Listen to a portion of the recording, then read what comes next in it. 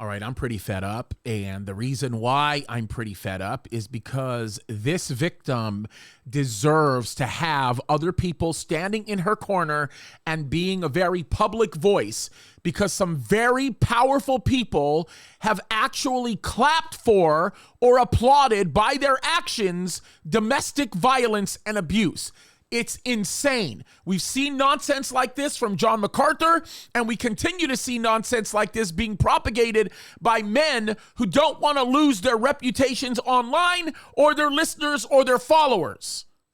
Now, for those of you that don't know the story of Nagma, she is an absolutely wonderful woman who, while in the midst of being radically abused by her husband in multiple different ways, at one point chose to drop all of that and defend her husband to keep him from staying in an Iranian prison. And then when he came back, she knew that the best thing to do was to divorce him because he was absolutely abusive. By the way, let me just simply say this. She actually didn't want to divorce him initially. She wanted to work the situation out, but leaders like Franklin Graham, as a matter of fact, Franklin Graham is the one that deserves to get the kibosh on this one, actually did his best to put them together and force her to go back to a man who was non-repentant concerning his domestic violence. You want to know why? Because Franklin Graham made his name online from what he was doing for Nagma and her husband. And when it all came out that her husband was an evil man doing absolutely evil things, he did not want to acknowledge that, nor did he want to defend her, because if he did so, I think he was scared about what would happen to his online reputation. Now, I'm not a man that's judging motives at all, and I'm not going to judge any motives.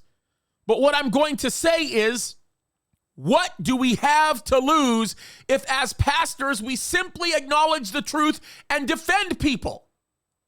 The only thing that I can think of for why a pastor would not defend a victim, even if it was at the expense of the reputation of their church or their ministry, is simply for one reason and one reason only: they're complicit.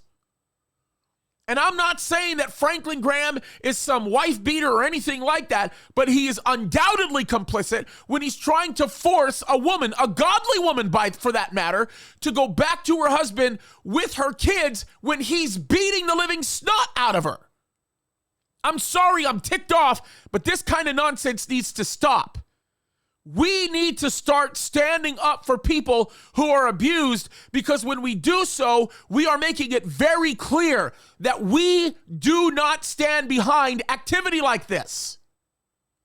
Now, like Naghmeh, I am a man that has Middle Eastern roots. My mother and my father were both born and raised in Egypt, and I was taught as a Christian that the culture in the Middle East towards women is unacceptable and is evil when it is associated with Islamic practice.